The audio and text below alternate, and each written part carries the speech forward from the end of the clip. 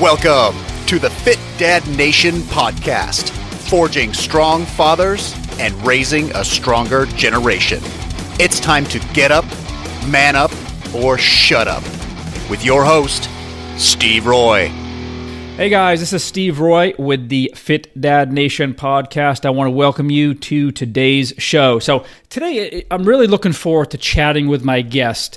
Before I introduce him, I just want to invite all of you dads who are listening right now and who are ready to start taking action on becoming better fathers, better men, to join our brotherhood. And the best way to do that right now is to head over to Facebook and apply to our private group, which is the Fit Dad Base Camp, which is facebook.com/groups/Fit Dad Base Camp. So my guest today is someone that he's been on my radar for quite a while, and I've been following him online for some time.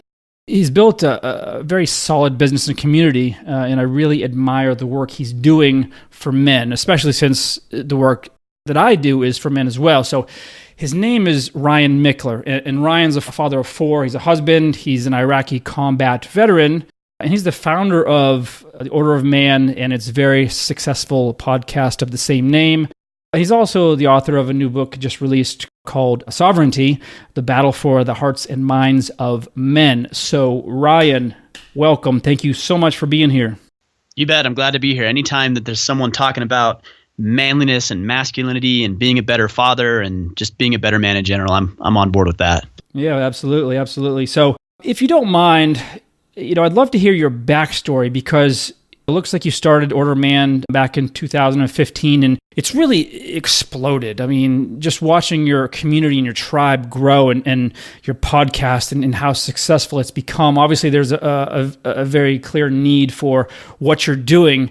So I'm just fascinated about how it, your life kind of ended up here doing this. Yeah, well, that's a long story. I mean, we could you can just like anybody's story, right? It's a long story. Yes. It always is. For me, it started when I was young. I really didn't have a father figure growing up, and I didn't know any different. Life is what it is, and you live in a box, and you don't really realize there's anything outside of the box until you're exposed to that.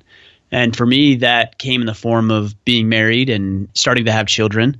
And I realized very quickly that I had no idea what I was doing. And I really struggled, and I really floundered as a father. I really floundered as a husband. And, we went through some ups and downs with my relationship with my wife, and we went through a separation, and I learned a lot during that separation. That was one of the darkest times in my life, but I also learned a lot about who I was. I learned about what it means to be a man. I started to surround myself with good men, and I figured some stuff out, and we can get into the specifics of what that actually looks like if you want during the conversation today. But I was running my financial planning practice, which was mildly successful, and it's certainly picked up over the last 4 or 5 years. And I realized I really enjoyed the financial planning practice, but I wanted to have another conversation. I wanted to have more relevant discussions and something that I felt like was more meaningful in my life and the lives of other people. And what was really interesting is I started to talk with other guys, just guys in my network, friends, colleagues, people at church, things like that, about some of the experiences that I've had and the difficulties that I went through with myself and marriage and being a father. Everybody that I talked with was like, yeah, me too. Yeah, I've been through that too. And I dealt with a separation, or I didn't have a dad growing up, and I'm trying to figure this stuff out. And I thought, man, this is really fascinating. Like, there's all these guys that are walking around who are putting on the persona, right? Making it feel and seem like they know what they're doing, but really nobody knows what they're doing, including me. Yep.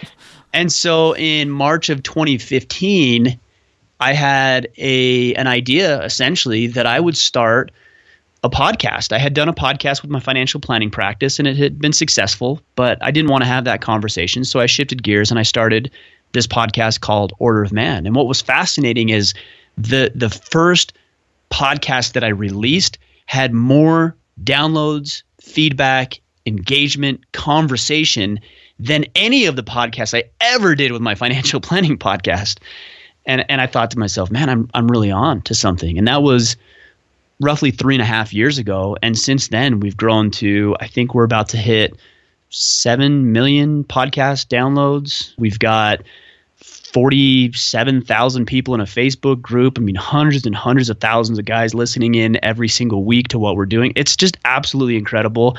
And it's a testament to the fact that more men want to learn how to improve themselves and then more fully step into the responsibilities as fathers and husbands, business owners, community leaders, and all the things that we're striving to do. Yeah, for sure. And, and just in reading some of your stuff and seeing your social media, some of your posts, I see that, you piss a lot of people off, which is, I guess, one indicator that you're doing things right. Too many people kind of ride that line where they don't want to hurt anyone's feelings. They don't want to piss anyone off. They don't want to swear. So they kind of go all vanilla, and it's just boring, and you kind of get lost in the shuffle. But your mission, clearly your passion is strong. And yeah, I mean, you're going to rub a lot of people the wrong way. At the same time, rub a lot of people the right ways. That's why you've built such a loyal tribe, and it's just growing so quickly from what I've seen. Well, and I don't intentionally piss people off. Of course. Sometimes people think that's what you're supposed to do. And I don't think that's the case. I don't set out to fire people up, but I am opinionated about what it means to be a man. I am opinionated and have strong convictions as to what our responsibilities on this planet are. And for a long time, I didn't really want to share those things because I was worried about the feedback and the backlash and what people would think and what people would say. But I look around and I see that men and women, everybody is so confused and so misguided about what masculinity and manliness even means. And I felt like I had something to say. And I think most people probably feel like they have something to say, but I think a lot of the times we're just afraid to share it because of the potential backlash from other people. But I enjoy it. I like it. I like having these conversations, and sure, people get personal and they take it to the extreme, but I'd rather do that than sit back on an idea or a thought that I have and never share it with the world when I know that it could serve men. I know that it can serve families. I know that it'll serve communities in our country. And I feel like I have a moral obligation to share what it is I know. Sure. Yeah. I mean, obviously, you're very well spoken and articulate, and I've never seen you bash anyone, or you're not even judging people. I mean, you feel strongly one way, as I do, about the role of health and fitness in a dad's life. And yeah, it's not gonna please everybody. But what I find interesting is, I don't really resonate with your message because I wasn't raised that way. I was raised by a single mother. I saw my dad every summer only, and all we did was play sports and, go to theme parks. And there was no real disciplining, and it was just basically, this is how you play sports. But he was someone that he never mowed a lawn. He never, did any work around the house. So I never learned, and I grew up in a small apartment, so I never learned any of those things, and it just carried over into my adult life. So when you think of, a quote unquote soft guy, you would probably think of someone like me who, I can't change the oil in my car. I've fired a gun once in my life. Like, those are things that I know you talk about a lot, but it's interesting to me because that's my life. I'm living the life that you're talking about, and then talking about the opposite of being strong and tough and resilient and all those things. So it's just very interesting to me because it's never been, your message has never been part of my life. But I do find it very fascinating.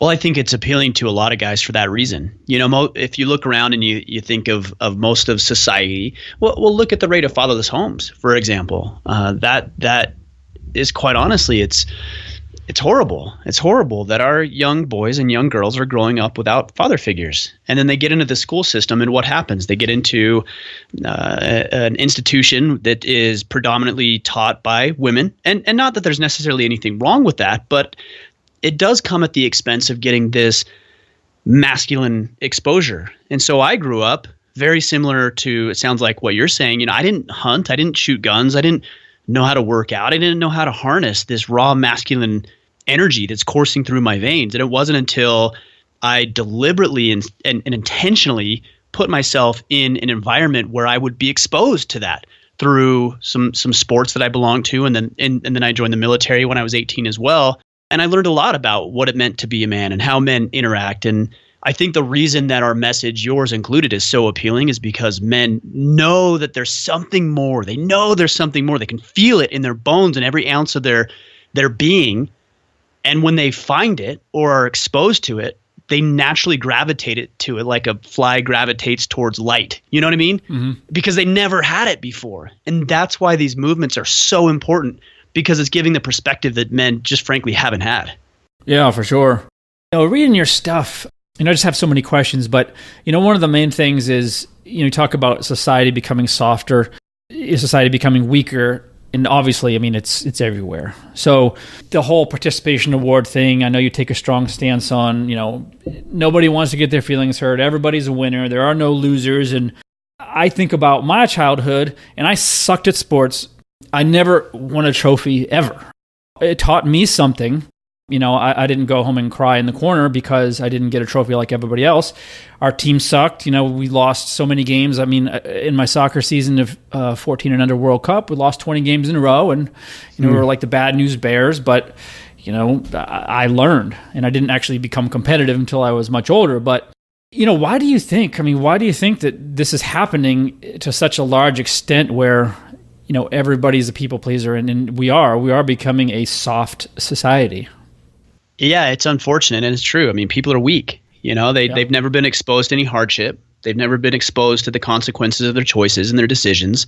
And because they've never been exposed to it, when the first time it happens or somebody yells at them or they lose or whatever it may be, it wrecks them. It ruins them. And it's really interesting. We've just become so weak. I see these parents who have no level of discipline and guidance and structure for their children, and then they wonder why their kids are brats, or why their kids aren't succeeding. My job as a father, I've said this before, is to render myself obsolete. And that's not a comfortable thought, because what that means is that I need to be harder than what a lot of people are willing to do with their kids. I'm not a jerk, but I am disciplined. I am structured. I do let my children experience the full weight of the consequences of their choices, because at some point I'm going to be out of their lives. And I'm going to expect that they go out into the world and they are self-sufficient, and they're contributing members of society. And in order to do that, I need to expose them, not shelter them from, not bubble wrap them from, but expose them to difficult situations in controlled environments. I'm not trying to expose them to dangerous situations, difficult situations in which they have to exert themselves, and they have to push hard mentally, physically, emotionally, and even situations where they're going to lose. And then being able to, as a father, coach them through that and walk them through that and talk with them and help them see why losing isn't final failure. It's simply feedback for how they're going to improve moving forward. But if we don't give them that feedback, then we have a bunch of spoiled, entitled brats wandering around thinking that just because they're breathing air, that somehow their boss owes them something, or their spouse owes them something, or the government owes them something. And then when things get difficult, then they fail, they struggle, they flounder. And we're not meant to do that, but it's because we're living these sedated, domesticated lives of ease. You get warm, you turn on the air conditioning, get a little hot. I was on a hike the other day, and I came down, and there was this couple, an older couple, and they said, "Hey, can we get a ride?" And I said, "Well, where do you live?" And they said, "Right down the road." Literally right down the road. I'm like, "You live right down the road? You need a ride over there?" They're like, "Yeah." I'm like, "You just got done with a hike." Like, "Yeah, we're tired." I'm like, "Well, just walk it out." Right. Like the level, and people will hear me say that and they'll think, "Well, Ryan, you don't know their situation. They could have a medical illness or disease." It may be, but they just got off of a hike. I'm more than willing to bet that they are probably just fine. Mm-hmm. But like the level or the lack of hardship that we're willing to expose ourselves to is shocking. And it's creating some real problems in our lives. Yeah, absolutely. I know you mentioned on one of your shows that threw your 7-year-old son who was just learning to swim into the deep end, and of course, I'm sure, you're going to get all these looks and maybe even parents saying, "Oh, why would you do something crazy like that?" And you're like, what the fuck are you talking about? What? Right. So, right. Yeah, that's crazy. In my childhood, my mother gave me a ton of flexibility. She was a very good mother. She let the line out on me, and I ended up making a few bad decisions, but I never got into drugs. I never was into any criminal activities. I never fought. It was nothing like that. I was a pretty good kid, and I think because of all the things she let me do and learn on my own, I was super independent. I moved out at 19, and I traveled the country for 10, 11 years, and would just pack up all my stuff and move and start over, and made new friends and found new jobs on the fly and met tons of people and had great experiences. And I did great. I loved it. It was just a wonderful part of my life. But without that, yeah, who knows? Maybe a totally different story. But I'll tell you, I'm really struggling with letting that happen. I have 2 young daughters, 12 and 9, but it's so hard to let them fail in certain situations. Like I would be hesitant. I'm not saying that I wouldn't do it, but I would be hesitant to throw my 9-year-old, if she couldn't swim, into the deep end, even though I knew she wouldn't drown. But, you get caught up in the mentality that society is pushing on us. I'm almost conditioned now, like, wait a minute, what if she does drown? Or what if this traumatizes her? God forbid, Yeah. And so it's a struggle. I mean, I want to protect them. Just obviously you have, 4 children that you want to protect, of course. But yeah, I mean, you have to let them learn on their own. But it is a struggle. I mean, even for someone that knows, like me, that you have to learn from experience, it's still a struggle to just let them go and say, you're going to mess up. So well, you bring up a really interesting point here, because I think to your question earlier about why do we do this, I think we put our own baggage on our children. We struggled and we floundered and we went through some hardships, and we certainly don't want our children to experience that. And we think the best way to handle that is to keep them from it. Well, I don't think that's true at all. I think the best way for them to handle that is to expose them to it. And so what we do is it's not serving them. Here's the main thing, is when we hinder our children, it's not because we're worried about them. It's actually selfish, right? The reason you don't expose your children to hardship or loss, for example, is not for their own benefit. It's for yours. You don't want to feel bad. You don't want to feel guilty. You don't want to feel upset that they're experiencing hardship. It has nothing to do with your feelings for your children, and has more to. It's selfish. It's selfish to say that every kid gets a participation trophy because I don't want my kid to lose. No, that's not what it is. You just don't want to feel the hardship that comes with that, because you felt and experienced hardship in the past. The more that you can expose yourself to losing and failure and challenges, the better off and the more equipped you are to deal with it moving forward. That's a good point. I'm not sure I thought about it in that respect, because you're right. I mean, the last thing we want as parents is to see our children in pain or suffering in some way. So yeah, we want to protect them. That's our first instinct. But yeah, it is. I mean, now that I'm just kind of thinking about that right now, it is selfish. It's protecting my feelings from me being hurt, watching them hurt. Exactly. Yeah, that's exactly. Yeah. And not to say that you aren't trying to protect your kids as well, but there's this element of just making sure that you're safe, that you're emotionally comfortable, when in all reality, it's damaging and hurting your kids. Yeah, that's a really good point. And I had a horrible childhood. Like my school was awful, like 7th, 8th grade, all the way actually through high school. I was bullied. I was just really skinny, dorky, I didn't fit in anywhere. And a couple of those years were just absolutely some of the worst of my life. And so I'm like super sensitive to things going on in school now, because, now I worry, because one of my daughters is, struggles a little bit socially, and I could see the potential for, some kind of, I don't even call it bullying, but, just having to learn how to deal with rejection and people talking about her negatively, and then having to overcome those things. And, she's almost 13 and she's starting to pull away just a little bit. So it's harder to kind of talk to her about her real feelings. So yeah, I get worried about that stuff. And of course, all we ever hear about in the news is, oh, this person, this young girl killed herself because something happened on Snapchat and her friend, her boyfriend broke up with her or whatever. It's everywhere now. So we're like, and it's sensitive. It's horrible. It really is. But when I hear that, and I'm not going to downplay the cause of bullying. I know it's real. I know it's prevalent, but not everything is bullying either. Mm-hmm. Picking on somebody is not bullying somebody, and teasing a friend is not bullying. So we've got to be very cautious of throwing everything into the bullying camp.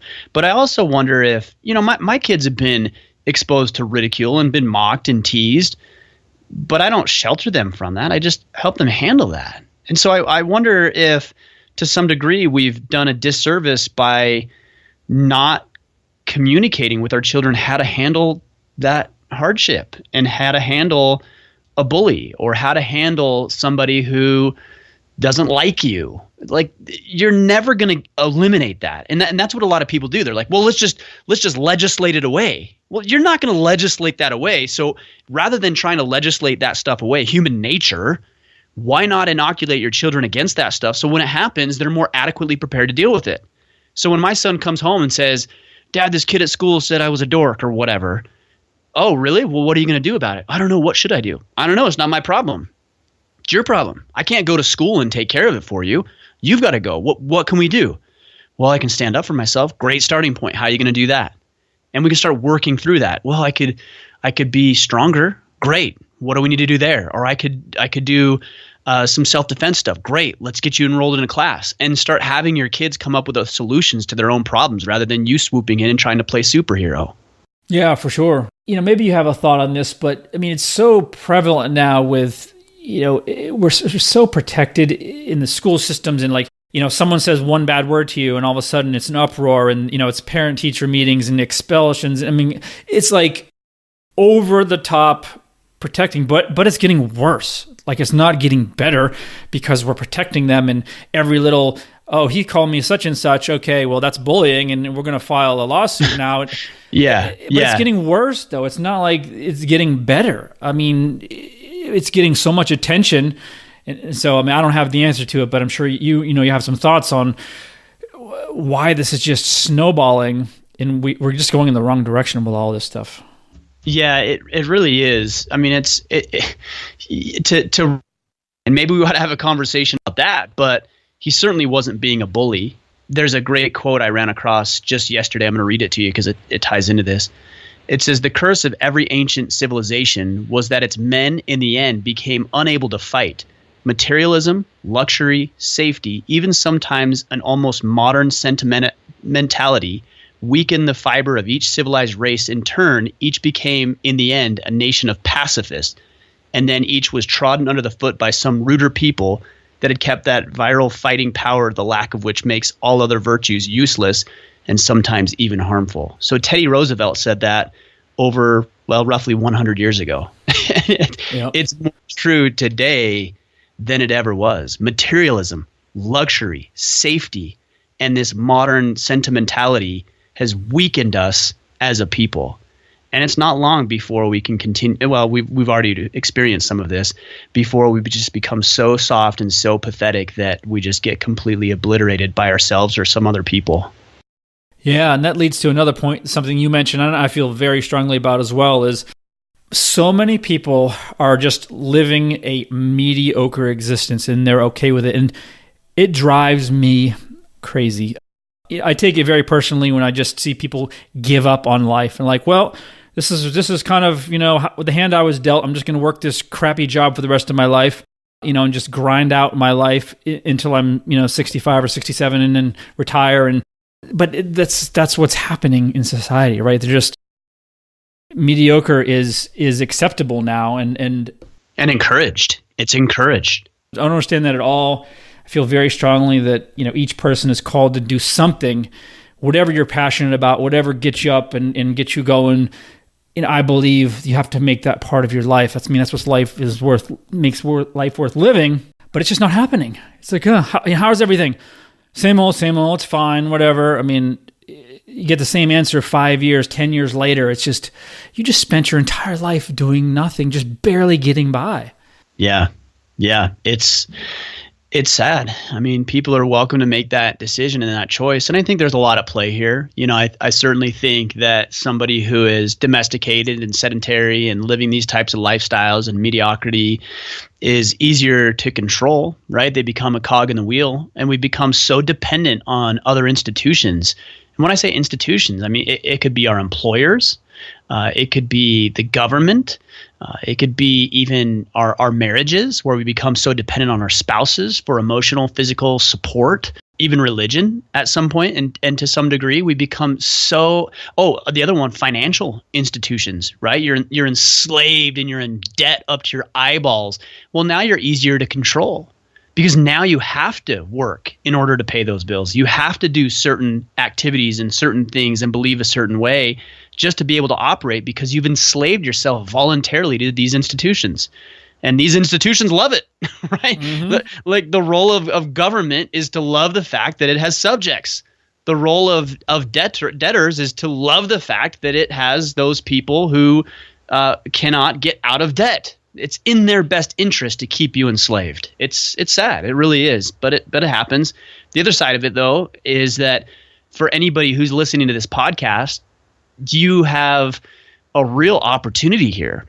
I mean, the barrier to entry for success in life, whether it's health or within your relationship or a business, any facet of life, has never been smaller. The bar is set so pathetically low that if you just exert yourself to some small degree, you will be amazed at what you're able to accomplish because other people just aren't willing to exert themselves at all.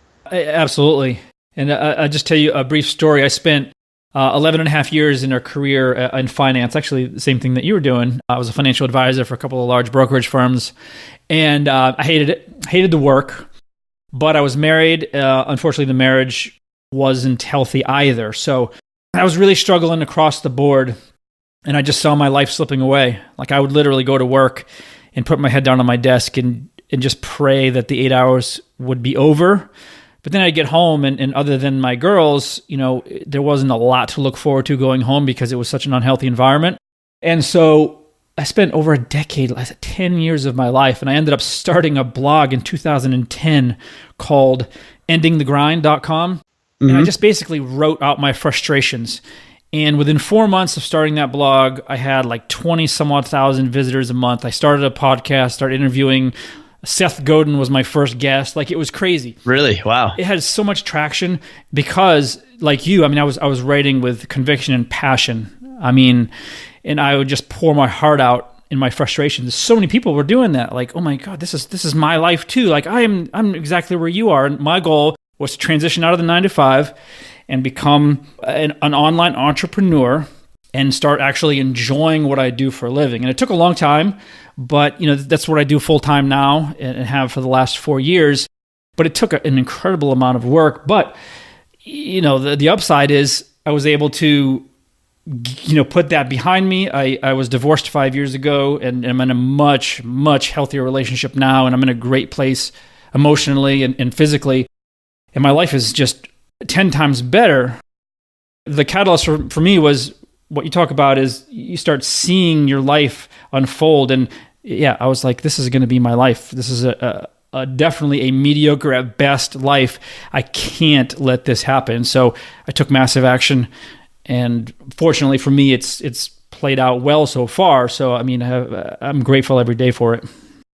And it will continue to play out well.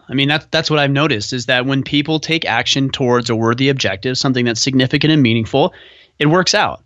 And it doesn't mean every day is perfect. And it doesn't even mean that that's your final destination or course of action.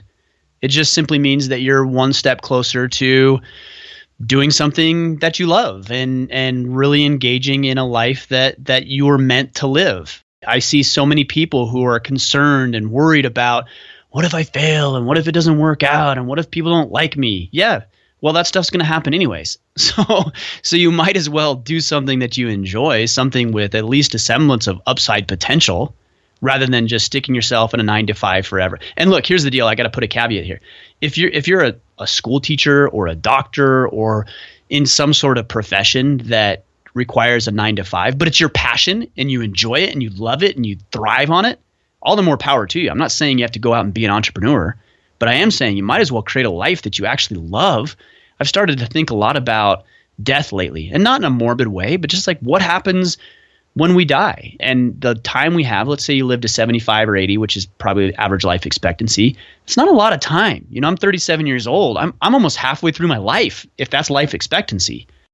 I refuse to allow that next 40 years, hopefully the next 40 years or longer, to just be the same as it's always been. I want something different. I want something more. And these things that we pursue that are so trivial are just insignificant in the grand scheme of things. I have the same exact thoughts. So is that what drives you every day? You're obviously a massive action taker. You're doing all kinds of big things within the framework of Order of Man. Is that what gets you up in the morning? Is that your main motivation?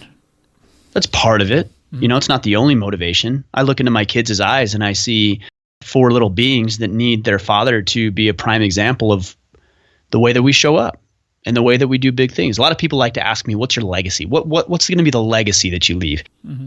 I think ultimately I would love nothing more than for my children and the people in my life to say, you know, every time Ryan had an idea, he was willing to give it a shot. He was willing to try it. You know, it may not have always worked out and it may not have always went well, but at least he was willing to try it. And I feel like I've got a moral obligation when I have an idea or a thought or an insight. I have those things for a reason. It's to serve myself and to serve the people I care about. And if I don't act upon that idea, then what good was it to have in the first place? It's literally slapping my creator in the face when he gives me an idea and plants a vision in my mind, and I just let it sit there and rot as opposed to put it into life. Yeah, that's well put. It's well put. So I want to talk about one thing here, and I mentioned, you know, my marriage and subsequent divorce, and you know, things they appear to be going very well for you right now. You know, you're doing well from you know, a business standpoint, and your family looks happy and healthy. But you know, it wasn't too long ago when you said your marriage had almost ended in divorce. You were really struggling, and I read something where you're talking to this picture of your son on the wall, and just you were in a dark place. And I'd love to hear about, you know, your mindset when you went through that and how you came out of that, because a lot of people, you know, some people don't recover at all, or they take many, many years of being, you know, angry, negative, bitter, all those crappy emotions, and it just sucks them down into a dark hole. But you've, you know, turned yourself around, much like me, and now you're you know, doing positive work and spreading a positive message. So I'd love to hear about that part of your life. Well, you have a decision to make, right? We all do. We're all going to be hit with circumstances and situations, most of which I believe are within our control and just a product of our choices and behaviors and thoughts. But I also think there's a lot outside of your control. And regardless of whether it's in or outside of your control, you always have a decision in as far as how you're going to respond to that. So I know of men personally who have used hardship, whether that's a divorce or a bankruptcy or a death and loss of a loved one or a layoff at work, who have used those circumstances as an opportunity to be a victim. And I think there's so many people in society who just love to play this victim role. I don't understand. I get it, I guess. I mean, you get attention, and I guess the appeal is you get something for nothing, maybe. I don't know, but it seems kind of pathetic, but it is what it is. Mm-hmm.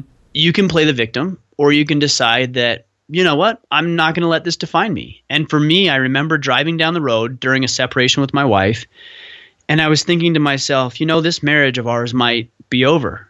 And as much as I didn't want that reality to be the case, it was true.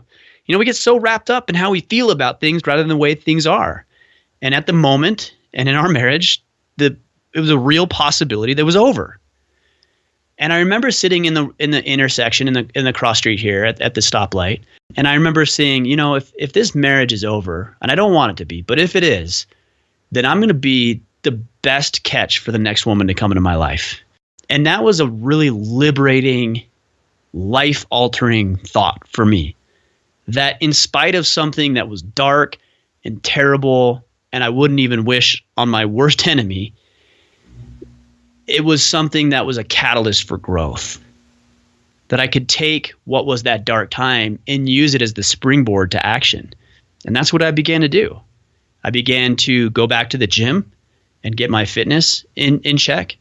I lost a lot of weight during that time because I got back into the gym and I started eating right.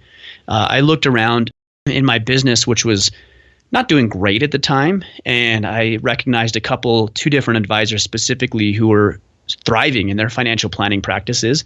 And I reached out to them and asked if they'd coach me and mentor me, and they did. And I started to turn the practice around, and I started to get the debt paid off. I started to hang out with other men who were successful physically, but also successful within their relationships and how they're showing up as fathers and husbands. And I learned and I gleaned information and I asked them questions. And the more that I started to do this stuff and the more I started to work on myself, the more I recognized that my wife responded to that. And other people, my clients, other people responded to me improving who I was. And this is a problem a lot of men have, is what they'll do is they'll think that in order to produce the outcome that they're after, they have to do something to other people, right? Like I have to educate this person, or I have to open their mind to this idea, or I have to get them to change their viewpoint or their perspective here. And so we spend so much time focusing our energy and efforts and attention on other people. The problem with that is you can't control another person.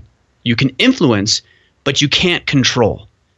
The more efficient, more effective way of going about changing other people is changing yourself. Because when you change yourself, you change your body, your mindset, the way you communicate with other people, the way you express love, and the way that you show up generally, people will start to recognize that. And you're going to influence those people positively and negatively. So if you want other people to change yourself. And they will change the way that they're going to respond to you. It's exactly what happened with me and my wife. I began to change myself. She could see that I was serious about that. And she became attracted to that because I was becoming the man that I'm capable of becoming. I'm not there yet. I still have a long way to go. I don't think I'll ever be there fully. Mm-hmm. But people respond when you change, not to you wanting to change other people. Yeah, that's a great point. It actually just reminded me, I went through this personal growth workshop maybe 20 years ago, and they used to have this word.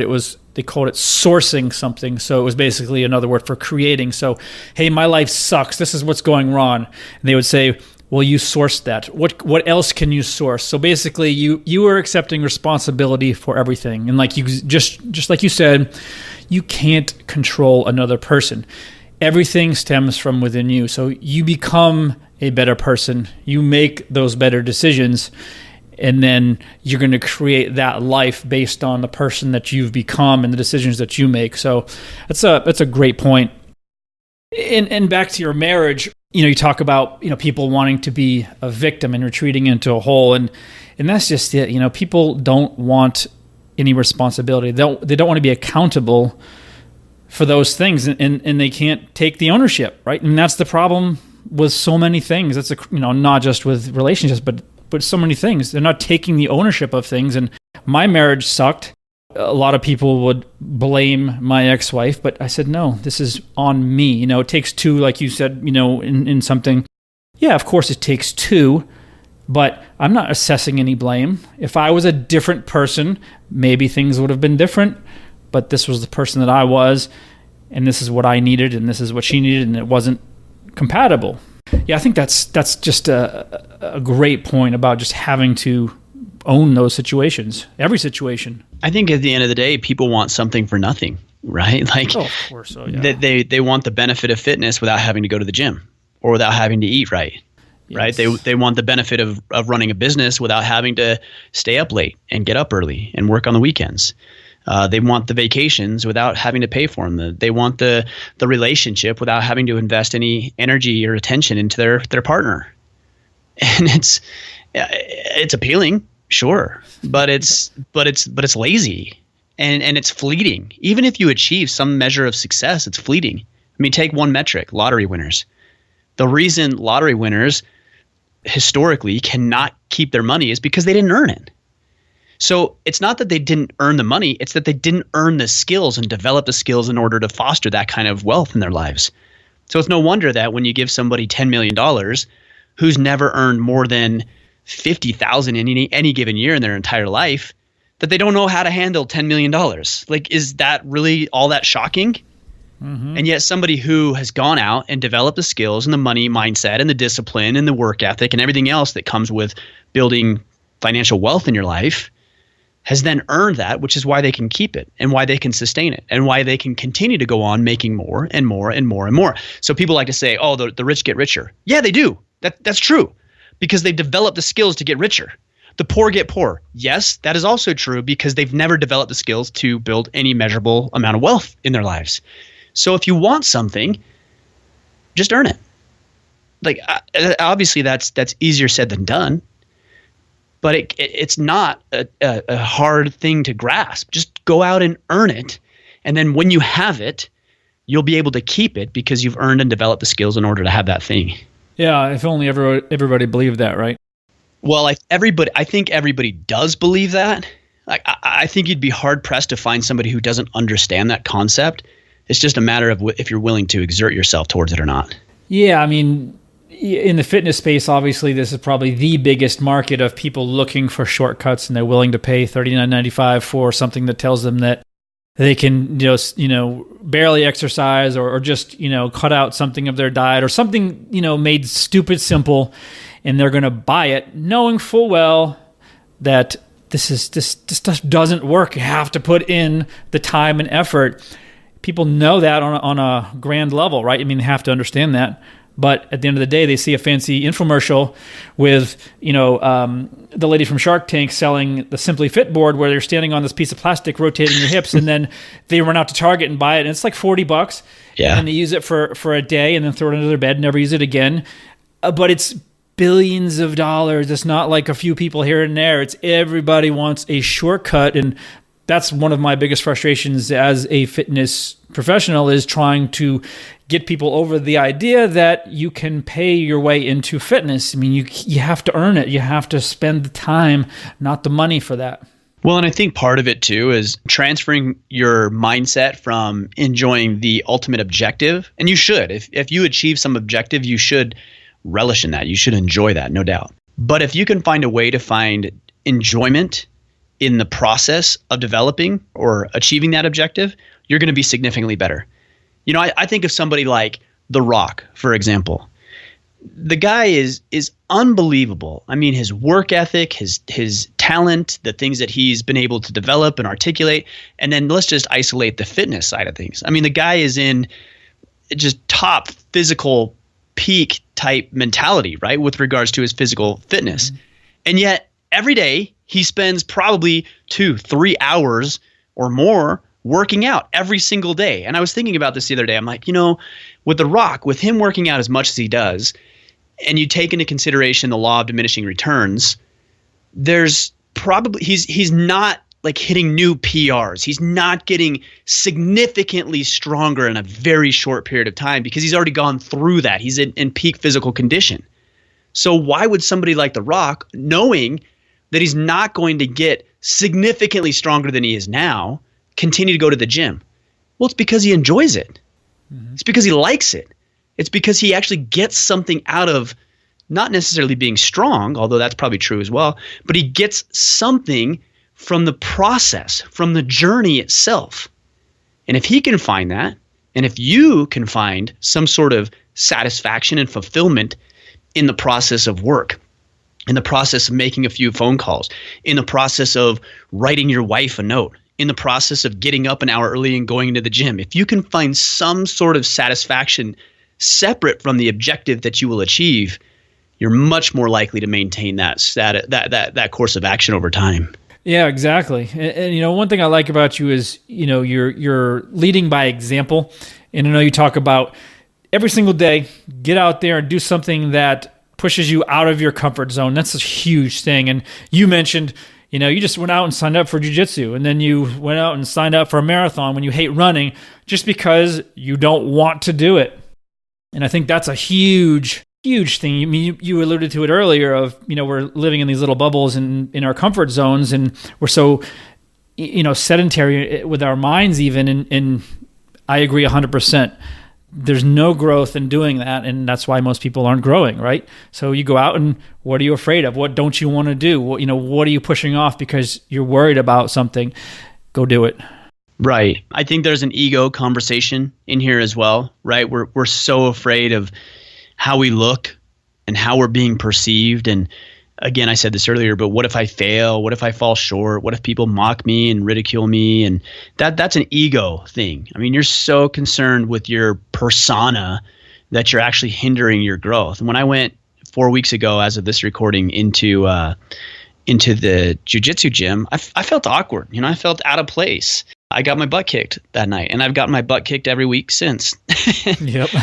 But if I would have gone in there with this big head and this arrogance about me, number one, I probably wouldn't have signed up at all. And number two, I wouldn't be willing to wrestle with anybody because I know that I'd get my butt kicked, and I'm too worried about maintaining the way that I look. Right. And if same thing with the marathon, and I'm doing a 5K in a couple of weeks here, and I don't really like running all that much, but I'm willing to at least get in the ring. I'm willing to at least give it a try, and then I'll figure out, okay, well, that worked, that didn't work. Here's the feedback. Here's how I improve moving forward. Here's the next challenge that I need to secure.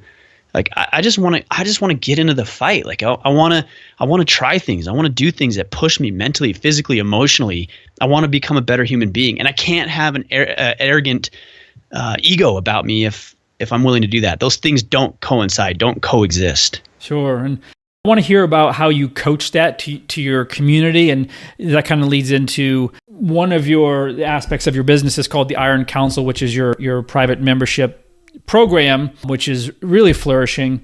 Is that something that you coach inside of that platform where you're pushing guys like, listen, you're sitting on your ass, let's do this, find one thing that scares you and this is your task for the week. Is that part of what you're doing inside that? I'm sure you're doing a number of things to help men in so many different ways. Yeah, but the way that I do it isn't here's what you ought to do. Mm-hmm. The way that I do it is what do you want to do? Right? I think the best coaches are the ones that ask the best questions. So if a new guy comes into the Iron Council, for example, I ask him, like, what is it that you're trying to accomplish? What do you want to achieve? The rest of the guys inside of the Iron Council are asking him, what is it that you want to do? We've got a system called a battle plan. It's a 12-week battle plan where men identify some things they want to accomplish, very specific things they want to accomplish in 4 domains of their life. I don't come up with that. I don't tell them what it should be. I give them some parameters, sure. Mm-hmm. But ultimately they come up with that. And more often than not, it's the first time they do it, it's very broad, it's very general, it's not real ambitious, which is fine because we're working towards something. But then we ask them to articulate it even further and further and further and further into specific tactics, and that's the term we use, is tactics that they can incorporate every single day into their life in order to achieve X, Y, and Z. But it's never, hey, here's what you should try this. It's always, what do you want to do? Well, I want to run a marathon. Great. When do you want to run a marathon by? I don't know. Wrong answer. Well, I need to be able to run a half marathon in 3 months. Okay, good. How are we going to do that? Well, I got to run a mile every single day. So you can see we start working backwards, but they're identifying it because if they identify it, they own it. If I identify it, they can fight against it. So I'm never going to tell somebody, here's X, Y, and Z, and you should do A, B, and C. No, what do you want to do? You identify it, you decide what it's going to be, and now you own that decision. And I have found that's a much better way to approach it. But yeah, guys have to have a little prodding, including myself at times, which is why the Iron Council is just as beneficial for me as it is anybody else. Sure.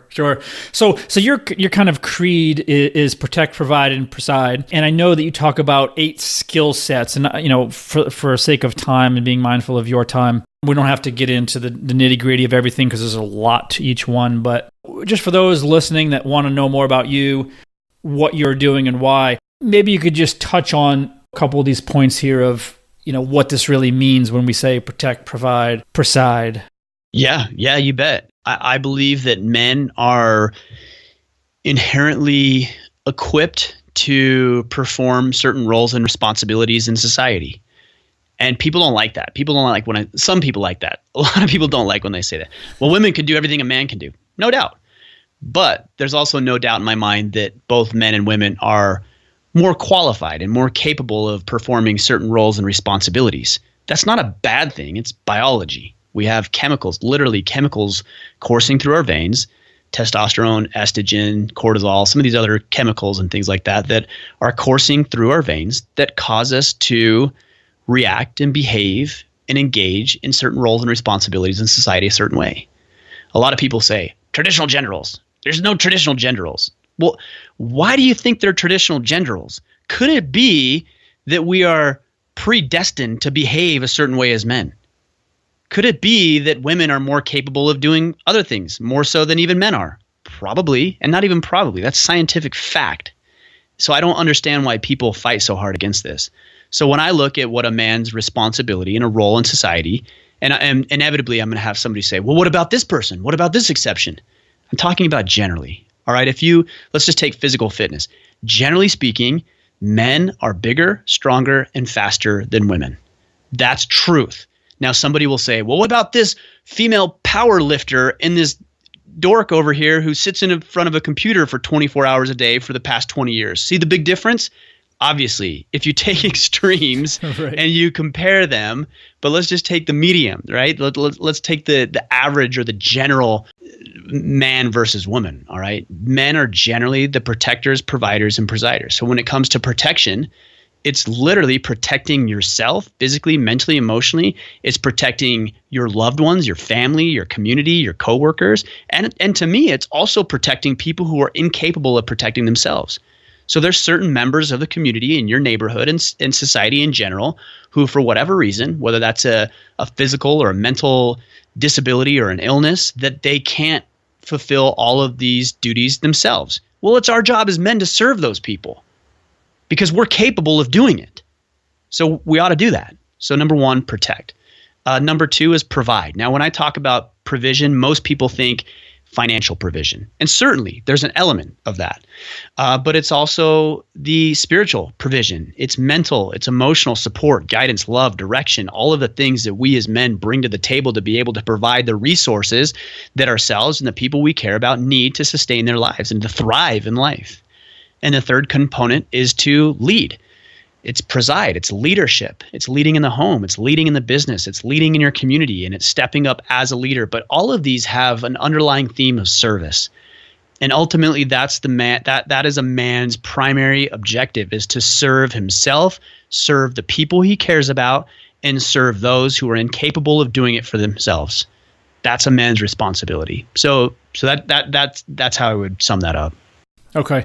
And I'd love how you've broken it down into the skill sets, right? And, I'll just run through them quickly and you can touch on any that you want to, but you talk about these 8 main skill sets that every man should be working on and be proficient at is relationships, intellect, leadership, manly skills, money, physical fitness, self-mastery, and style and fashion. Yeah.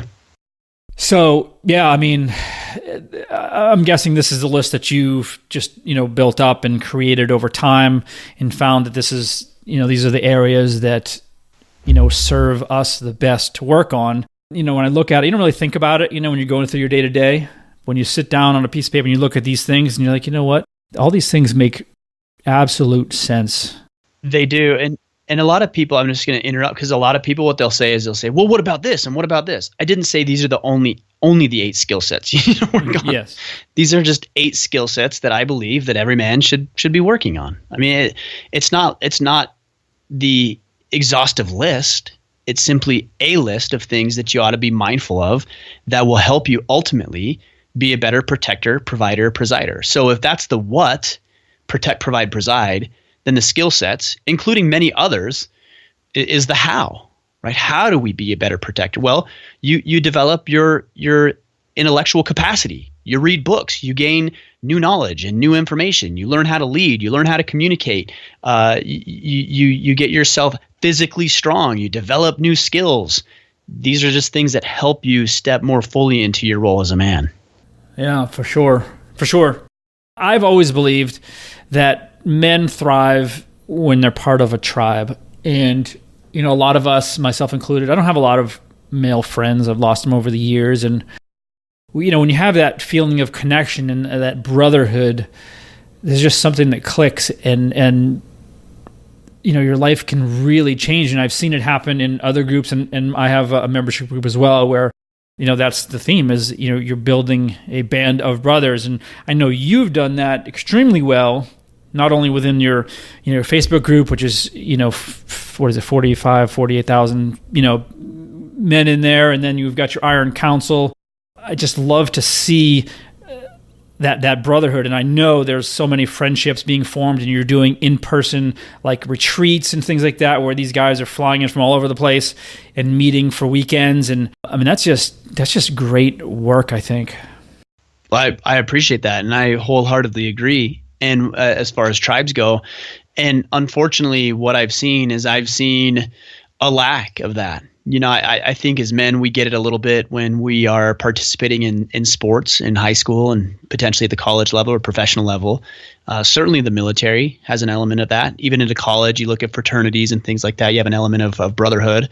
But once you're out of college at the latest, you're pretty much done with that, right? Because most of the time you find a woman and you lose all your friends because you're not focused on them anymore. You get into work and there's no real brotherhood or camaraderie at work anymore. You just have the people you work with. And then when you're done, you just clock out and that's all done.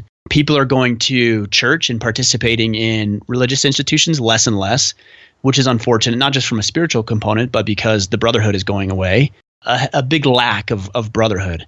And there's been study after study that has shown that men work best when they're shoulder to shoulder, working towards a common objective or against a common enemy. And I think that's why you're having success. I mean, look at Fit Dad Nation. Nation. What does that say? Well, it says community, brotherhood, fraternity, organization, society, however you want to look at it. But we are a tribe. And I think men are missing that. They're lacking that. They're struggling because they don't have it, which is why organizations like yours and mine are thriving, because we're trying to bring back some of that masculine community where guys can band together in a tribe, in a pack, and do the things that they know they should be doing, uplift each other, support each other, give each other a kick in the pants when needed, and thrive together. So it's critical that men find a band of brothers and a tribe to belong to. Yeah, and on that note, I think that it's equally as important to have a place where guys can go and actually share, what they're feeling emotionally, so they're not, being judged. Because most guys have egos and they don't want to show their vulnerable side and they don't want to be ridiculed or judged. But when you're with a group of like-minded guys, you can grow so much more as a person when you can just let that wall down. And you can say, this is what I'm struggling with. This is what's hurting me right now. And you have other guys that will respond to that, and we don't get that a lot. I have one person I can think of that I would feel comfortable crying in front of another man. It's just, it doesn't happen that often, but in these types of groups, you really come together. And that's why I think that one of the reasons why they work so well. Yeah, not only that, but you can also compound your returns, right? Like if you're left to your own devices, you have to figure out everything on your own, which is fine. You'll eventually figure it out on your own, but at what cost? How much time, how much energy, how many resources have you invested in order to figure it out for yourself? The quote or the adage is smart people learn from their mistakes. Wise people learn from the mistakes of others, right? Yeah. And that's the thing that can happen inside of a tribe, inside of a brotherhood, is that I can learn that, this guy went through a separation or a divorce. Here's what he learned. Here's the outcome. If I incorporate what he has, or fitness or relationships or a business or whatever, then it's safe to assume that I'll probably experience similar results. And I don't have to go figure that out for myself. I don't have to invest time and energy and resources and money into this thing. I can simply learn from Steve. Oh, he went through it. Here's what he did. Cool. I'll implement that. Oh, surprise, surprise. I'm producing similar results. And so it exponentially increases your return and also your results. Yeah, absolutely. So let me ask you one more thing. So you coach men for a living. Many of them are dads, but I'm sure that you still have plenty of struggles, with your family as a father, as a husband, as a business owner. So two questions really is, one is how do you manage all this? And then two is what are your biggest struggles with these parts of your life? And my biggest struggle has always been patience. Okay. And that's patience with the family, certainly with my kids at times. I grow impatient with them at times. Patience with the results that I have with my fitness and my business, and I want it now. And so I have a tendency of forcing issues a little harder and a little bit more aggressively than probably they should be, which is a challenge and something I recognize. And it's also a blessing too, right? Because I do have the dedication and commitment to make things work, even though it sometimes takes a little longer than I would like. But that's one of my biggest issues is just a level of patience and understanding that it takes time, and to be able to produce those results isn't going to change overnight. We may have spent 10, 20, 30, 40 years behaving a certain way and believing a certain thing, and it's produced the outcome that we have right now, and we think that it's just going to change overnight. Like you go in a gym for 30 days straight and you think that, I should have 6-pack abs. Really? I mean, you spent 40 years eating like shit. Why do you think 1 week is naturally going to change that? Right. And I say that to myself more than anybody else because I have a tendency to believe that and fall prey to that at times. So it gets discouraging, and it's something I wrestle with, especially when I get down on myself or depressed because I am not producing the results as quickly as I would have hoped and liked. So that's the biggest struggle that I have. Your other question was, how do I manage that? Is that right? Yep. I think just an understanding of it. Number one, an understanding it's going to take time. And then the second part of that is what I had mentioned earlier, is just finding joy in the process. Don't worry about producing the result as fast as you'd like. Certainly, you want to track the metrics and see if you're improving and see if you at least are moving in the right direction. And then I always gauge my feelings as well. My gut has not really ever taken me astray. So if I feel good about a certain project, even though I may not be producing the results that initially I thought I would or would like to, if my gut says you're on the right track, then I'm going to keep going. That's one way that I manage that. But at the end of the day, it's just being aware of it and recognizing that things take longer than anticipated. Oh, and then also I would say having a mentor and having people who are 5 or 10 or 20 steps ahead of you is a really good thing, because they'll look back and say your expectations are off. And so I think discouragement, depression, stress, those type of things come when we have a false sense of expectations. And somebody who's out ahead of the curve can look back and say, whoa. The way you're thinking about this is entirely wrong, or you're misjudging the time it will take or the effort that it will take. This is why people quit the gym. It's why people quit their businesses way too early, because they had a false expectation of what it was going to actually produce. So finding people out ahead of you that can ground you in reality is very advantageous as well. Yeah, good points. Good point. So cool. So where do you want people to learn more about you and your message and business? Well, the best place is our headquarters, which is orderofman.com. You can check us out there. Really active on Facebook, very active on Twitter. And then those are both at Order of Man. And then I've started to do a lot more on Instagram, and you can check that out at Ryan Michler. And my last name is spelled Michler. So it's at Ryan Michler on Instagram. But those are the places you can find us and everything that we're doing. Okay, cool. Awesome, man. I could talk to you all day, but I appreciate your time. This has been wonderful. Looking forward to see what you do in the future. Likewise, brother. Thanks for having me on the show. I'm excited to be on this journey. I mean, we're on very similar paths, and the world needs more men in this fight. And honored to be on that path and that fight with you, brother. Absolutely. Sounds good, my man. Thanks for joining us. And remember, if you want more information, check out the Fit Dad Basecamp group on Facebook. And don't forget to stop by fitdadnation.com. Until next time, keep kicking ass and taking the next step. You can do this, Dad.